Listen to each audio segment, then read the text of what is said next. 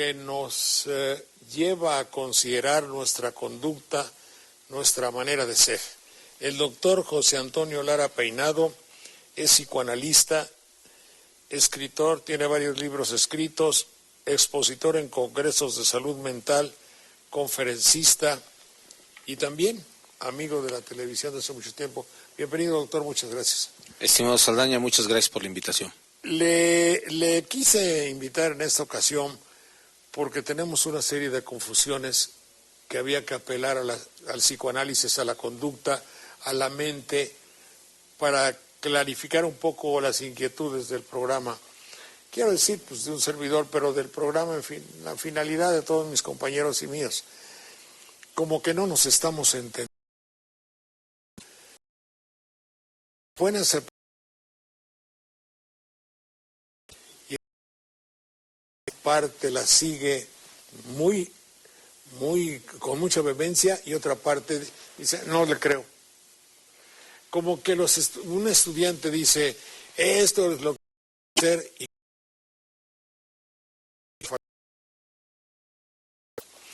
como que el jefe de la policía dice, pórtense bien porque si no me voy a ver obligado. Yo soy muy buen papá, pero si no les voy a dar. Y el otro dice, es que queremos diálogo. Cuando uno quiere diálogo es que no lo escuchan, que no se entiende, o que tienen dicen en mi pueblo, desavenencia. No sé lo que sea desavenencia, pero sí no me avengo a entender lo que usted quiere ni lo que yo quiero. Y eso es general. Yo hablo a un lugar por teléfono y me contestan, marque el 1, el 2, el 3, y cuando llego al 0, que es un humano, me manda al carajo. No me entiendo. He hecho la prueba, doctor, lo quiero confesar, y ya voy a terminar para que usted hable. Voy a una tienda de las grandes tiendas y veo a una señorita y dice, señorita, ¿qué tendría usted una camisa XXL? Aquí está esta le viene, es X, yo sé que esa no me va a venir, pero ella por vender me dice que sí me viene. Y le digo, ¿y cómo ha estado? Y se me queda viendo. Digo, señorita, usted me está engañando. Es decir, me relaciono con ella. Digo, ¿me está usted elogiando o me está engañando? Lo que usted se me ocurra. Y trato de establecer relación con ella. Entra en problema. Claro. No está acostumbrada a que la vean como persona, sino ella me vende como bulto sin relacionarle y yo compro y pago y me voy por mi casa, aunque lo que me haya vendido es una porquería. Sí. ¿Qué sucede, doctor? Son muchas cosas, estimado Saldaña, pero tratando de ser claro para el querido público que yo nos fui ve. Claro, ¿no? Totalmente. El ser humano creo que hoy está más acostumbrado a hablar con la máquina que con otro ser humano. Esa es una primera cosa que tendríamos que ver. El joven de hoy puede comunicarse muy bien con el Internet, el político con su iPod o su iPad, etcétera, los estudiantes con las redes sociales, pero creo que ya no estamos acostumbrados a conectarnos, a platicar con el otro ser humano. Pero bueno, regresando a esta idea original de la cual tendríamos que platicar. Las palabras para el psicoanálisis, el lenguaje para el psicoanálisis es de fundamental importancia y está sostenido en dos niveles. Uno que tiene que ver con el significado, estimado Saldaña, es decir, aquella parte de la razón, lo que la palabra en sí significa desde sus orígenes, como bien regularmente nuestro querido amigo Manuel Munguía lo hace, llegar a la raíz de la palabra, es decir, la palabra tiene esa parte, ¿no? El significado.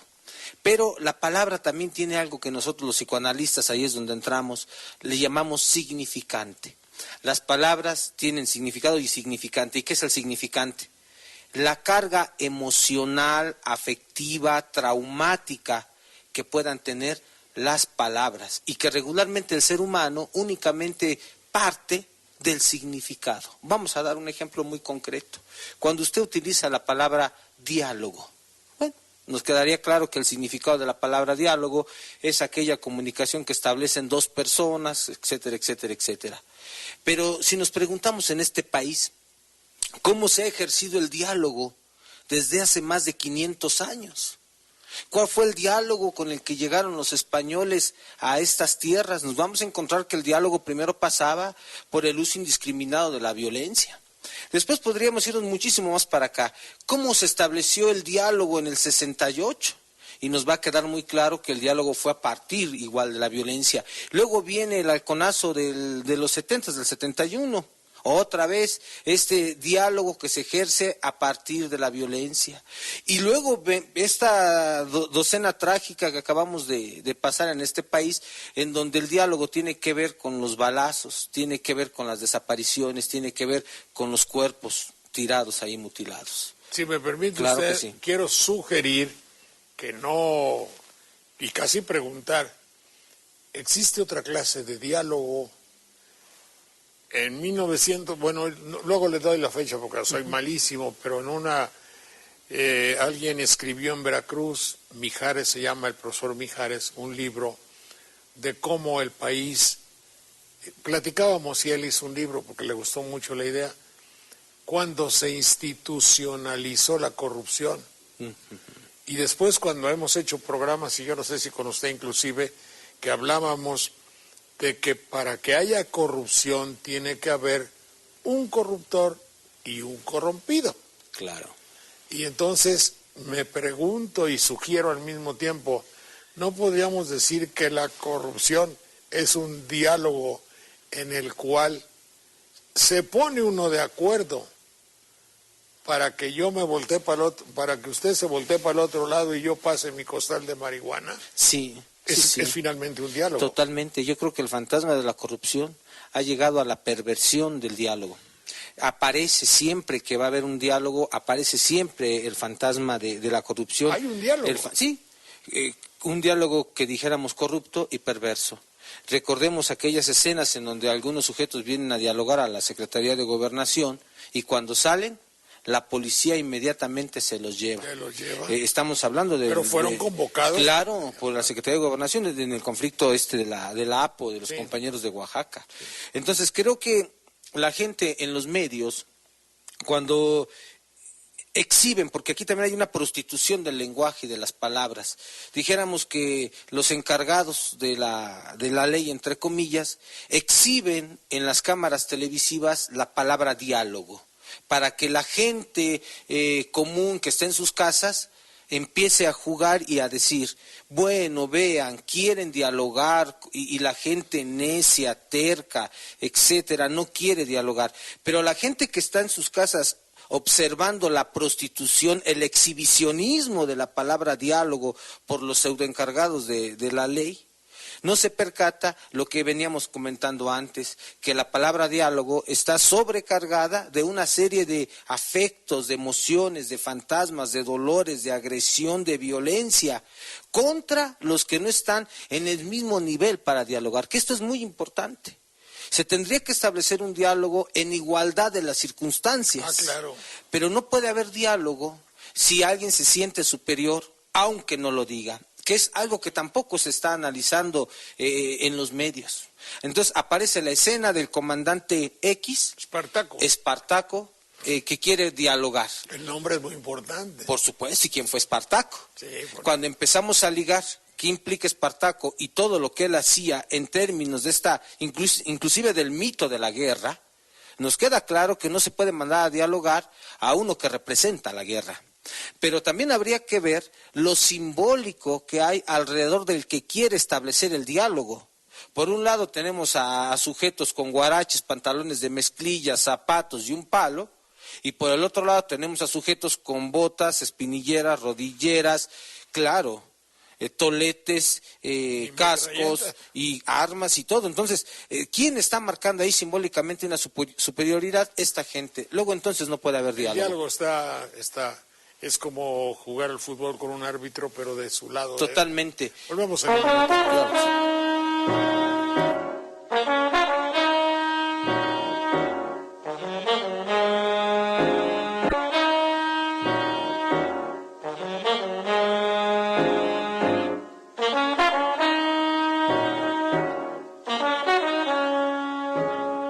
Me decía, doctor, que en el diálogo lo deseable fuese que las entidades que discuten, que las áreas que discuten tuviesen una cierta igualdad, ¿verdad? Claro, es el principio de un ejercicio de comunicación. No puede haber un diálogo si hay otro que está superior, porque eso pervierte el asunto de esa comunicación, ¿no? Eso por un lado. Y por otro lado, creo que algo que tampoco ha sido analizado vía los medios, ni la gente que hace comentario político, es el tipo de lenguaje que se utiliza. ¿A qué voy? Para nosotros como psicoanalistas, cuando hablamos con un neurótico, sabemos que ese neurótico tiene cierta estructura del lenguaje. Un psicótico tiene otra estructura del lenguaje, un perverso tiene otra estructura del lenguaje. Tratando de ser muy claro con la gente, el psicótico tiene un lenguaje que es delirante, entonces habla de delirios. Ejemplo muy concreto, queremos la paz, no queremos agredir a ustedes, maestros. El gobierno quiere la paz. Eso suena bien, sin embargo es delirante. Porque si se quisiera la paz, habría una serie de condiciones, incluso laborales, de espacios físicos, para que los maestros no pudieran alegar que sus escuelas no tienen ni siquiera agua. Por ejemplo, un dato muy concreto es que el 70% de las escuelas de este país carecen de lo mínimo básico para poder trabajar como centros educativos. Y digo, no nada más lo digo yo. Estoy defendiendo totalmente a los maestros. Fíjese que más que la defensa, porque también aquí vamos ahorita a hablar un poco de los compañeros. También. Totalmente. Creo que, hablando de los maestros, por ejemplo, el maestro tiene un discurso neurótico. ¿Y por qué tiene un discurso neurótico el compañero docente? Porque el compañero docente no se ha tomado la molestia de leer correctamente las 18 hojas que conforman la reforma de ley a la educación que se mandó a la Cámara de Diputados y que firmaron en el famoso Pacto por México. ¿A qué voy? Que dice el maestro, quieren privatizar la educación. Ahí es donde entra el asunto neurótico, porque entonces contestan los del gobierno. Y dígame usted, maestro, ¿en dónde está escrito que se quiere privatizar? Y evidentemente en las 18 hojas no. No está escrito. Pero ¿qué sí está escrito en esa reforma? En la hoja número 2, en el párrafo número 3, renglón 4, porque lo tengo perfectamente estructurado, la gente lo puede revisar y no me equivoco, dice ahí, ¿qué tipo de educando quiere la reforma educativa? Un niño que adquiera conocimientos, habilidades y destrezas. Vean, eso está escrito ahí. Eso es muy delicado, porque no es lo mismo adquirir un conocimiento que construir un conocimiento. Parece que regresamos a 500 años, donde el niño se sentaba a adquirir conocimientos, no a construirlos. Y luego lo otro, únicamente se busca que tenga habilidades y destrezas. De tal manera, para ser muy claro en esto, yo puedo tener la habilidad de pintar una pared. Y destreza, pero sin embargo no sé de dónde viene la pintura, cómo se construyó la brocha, cómo puedo mejorar esa pintura o esa brocha o esa técnica, porque eso requiere de otro tipo de construcción del conocimiento. Entonces, si los compañeros docentes analizaran perfectamente eso, y esto lo supieran los papás de todo México, en torno a que sus hijos únicamente reclamaría una reestructuración de esa frase, totalmente, por ejemplo. Y ahí hay un lenguaje neurótico. Como usted ve por mi provecta edad, yo estudié en una escuela muy particular donde las señoritas Ramos eran unas adalides de la virginidad y de la cultura y de la enseñanza tradicional y de la letra con sangre entra, nos castigaban. Claro. Bueno, entonces, para ellas la enseñanza era una misión y sabían mucho, toda su vida la habían entregado. No tenían necesidad de pasar exámenes. Pero si yo digo, habría que saber si un maestro está capacitado totalmente para dar la clase. Claro. Eso es digno de lógica, ¿no? Claro, y aquí viene, qué bueno que toca usted el punto de la evaluación. Claro. Aquí viene otra perversión de la palabra. Cuando dicen que hay que evaluar a los maestros para ver si están capacitados para poder dar clases, cualquier persona que escucha eso dice, ay, no, claro, hay que evaluarlos. Sí. Bien, hasta ahí estamos de acuerdo. La pregunta, y creo que esto no se ha resuelto, es que en estas 18 hojas de la reforma educativa no aparece una sola vez la palabra pedagogía. Y la pedagogía es la ciencia que se tendría que encargar de ver todo el proceso educativo, incluyendo la evaluación. Paidó significa niño, de claro. ahí viene. Y de ahí tendría, es decir, si ese documento trabajara con un fundamento pedagógico, entonces nos quedaría claro que la evaluación al docente sería de orden pedagógico. Claro. Pero el problema es que ese documento no trabaja con la pedagogía, más bien trabaja con una serie de terminología de carácter empresarial. Luego entonces la evaluación al docente va a ser desde el ámbito de la empresa. No hay discurso pedagógico, hay un discurso que tiene que ver con la empresa. A ver, ahora seré yo el esquizofrénico. ¿Por qué deduce usted que el señor Slim o el señor Maseco, paz descanse, o quien sea, va a venir a examinar a un maestro? ¿Por qué la empresa? Porque la empresa tiene como fundamental objeto el dinero y la producción de ese dinero. Sí. Y para producir dinero se requiere gente que dé a ganar ese dinero. Ahora bien, en un país en donde gran parte de su empresa tiene que ver con la maquila, en un país en donde gran parte de lo que se hace aquí tiene que ver con trabajos meseros, campesinos, mineros, se requiere entonces no un sujeto que pueda producir tecnología, se requiere un sujeto que pueda entrar a trabajar a estas empresas y que cumpla con los estándares que las empresas solicitan. Y aquí otra vez regreso a las palabras, habilidad y destreza. Eso es lo que se necesita en un trabajador mexicano. Entonces, ¿por qué Slim, por qué estos grandes dueños de las empresas están interesados en esta cuestión? Porque requieren de mano de obra que esté capacitada y que tenga la destreza de poder desarrollar sus trabajos mecánicos. Ejemplo muy concreto, los call centers. Ahí tenemos a gente que contesta el teléfono. Usted tiene un problema con su línea telefónica, habla a un call center, le contesta un ser humano que tiene la habilidad y la destreza de decir lo que le están diciendo que tiene que decir a partir de una computadora. Si usted quiere entrar en un ejercicio de razonamiento con ese sujeto, no hay posibilidad. No se puede. Entonces, por eso es que entra ahí el asunto empresarial. Entonces, cuando hablamos de la evaluación, otra vez hay una perversión de la palabra porque decimos, bueno, pareciera ser que se plantea una evaluación de arriba hacia abajo. Pero ¿acaso para un diálogo en torno a la evaluación no tendríamos que plantear también una evaluación de los de abajo hacia arriba? Es una pregunta que podríamos poner en la mesa de discusión. Otra, ¿dónde están las contradicciones y las perversiones del lenguaje? Se habla entonces de que los maestros hay que ver si están capacitados para dar clases.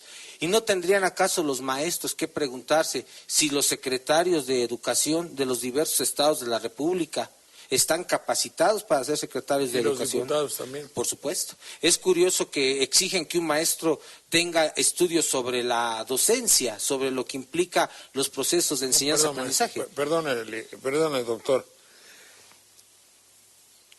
El hecho de que un maestro esté capacitado obedece a un criterio, ¿qué le voy a decir a usted? No universal, pero a un valor extraordinario, a una misión. Sí, ser maestro es una misión, es un liderazgo, es algo noble, digno y grande de poner en la mente de un niño, por ejemplo, o de alguien que no sabe, la semilla, perdone la cursilería, del saber, enseñarlo a pensar. Si yo fuera maestro, yo me sentiría muy orgulloso de que al ser maestro tengo la responsabilidad de enseñarle a mis alumnos, independientemente de que mi diputado sea un imbécil. Totalmente de acuerdo. Entonces, no veo por qué el maestro en su ámbito, él va a difundir y a enfocar su luz en la mente de sus niños. Completamente. Independientemente de que sí sabe que su diputado no tiene capacidades. Claro, pero algo que creo que no se ha desnudado en el sistema educativo nacional es que un maestro no nada más se dedica a dar clases. Estas políticas educativas que están desconectadas de compromisos sociales y éticos para con el pueblo, atiborran a los maestros de cuestiones de orden administrativo. De tal manera que un compañero docente que tiene, como bien lo dice usted, la estructura, el querer enseñar a pensar a un niño, se ve tironeado entre dedicarse a trabajar con ese niño o dedicarse a cubrir toda la bola de requisitos de orden administrativo que estas nuevas tendencias tecnócratas de la educación se han ido aterrizando a las escuelas. Solo por dar un ejemplo, el maestro tiene que, amén de entregar listas, entregar un folder de evidencias en donde supuestamente ese folder va a contener los avances del niño, tiene que cumplir con los caprichos del supervisor, con los caprichos del director, tiene que vender en la cooperativa, tiene que hacerla de portero, tiene que preparar, por ejemplo, el homenaje del 10 de mayo, tiene que ir a la marcha, tiene, por ejemplo, que entregar la planeación a tiempo, tiene que ir a las juntas de academia, tiene que ir a los talleres generales de actualización, entre comillas. ¿Se le ha olvidado a usted cumplir con su sindicato? Claro, el ir a las marchas tiene que ver con el sindicato. Entonces, el maestro, ojalá se dedicara en este país a dar clases. Lamentablemente, el maestro es motín y botín político. De tal manera que, ejemplo concreto, si un diputado va a ir a la escuela, le tienen que suspender clases a la escuela para que llegue el diputado y se la reciba con todo y aplausos, y esto hace que el maestro se atrase, por ejemplo. Otro ejemplo muy concreto, en muchas escuelas de este país se les pide a los maestros que entreguen calificaciones de fin de curso con un mes de anticipación para cumplir con un requisito administrativo. El maestro ve recortado otra vez su planeación y su programa en aras de cumplir con lo que le piden administrativamente, porque las escuelas ahora caminan en procesos de certificación, al igual que las empresas. Entonces, es ahí donde es algo que no se está analizando. Está usted hablando de un mundo muy complejo ya. Totalmente. Creo que la educación es uno de los campos problemáticos más grandes que hay a nivel de investigación incluso, sí. Y considero que el hecho de querer ver el ámbito educativo desde una sola óptica, desde una sola mirada, no puede verse. Ha llevado a los conflictos que tenemos ahora. Sí, para ser claro y concreto, doctor, sí aceptará usted que hay núcleos especiales del magisterio que han sido víctimas de la corrupción. Sí hay áreas corruptas, ¿verdad? Totalmente, claro que hay áreas corruptas en el magisterio. Creo que incluso el hecho de que la maestra esté ahora presa no ha parado de ninguna manera el acto, por ejemplo, corruptor del ámbito sindical. Es decir, muere un rey, vive el nuevo rey. Las estructuras sindicales siguen prácticamente intocables, ¿no? Entonces, creo que eso no se ha resuelto. Si había el mito de que eso iba a resolver de una vez por todas el asunto del magisterio, claro que no. Se siguen heredando plazas, se siguen dando puestos de supervisión o de secretarías de acuerdo a la gente que está dominando. Es un poquito, que usted me lo perdone, pero ha tenido y haciendo, ¿cómo diría yo?, apelando a lo que usted y otros compañeros psicoanalistas han dicho, el examen verdadero de las causas y de la jerarquía de los valores. Lo valioso no es la honradez, claro, sino el logro del poder. En cuanto esto sea vigente, vamos a tener problemas como el que está usted planteando. Totalmente. Estamos planteando aquí. Muchas gracias, señor doctor. Estimado Saldaña, termine. Si quieren resolver el asunto educativo a partir de lo práctico, a partir de lo meramente observable, de lo medible y de lo cuantificable, lo cual es un grave error. Se tiene que atender el problema educativo a partir de su historia, dar cuenta que el aquí y el ahora y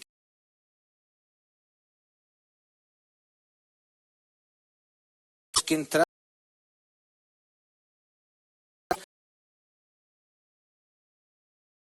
reforma educativa tal cual está pasando, aunque unos ya la acepten y otros no la acepten, a fin de cuentas eso no está resolviendo de fondo el problema de la educación en este país. Gracias, señor.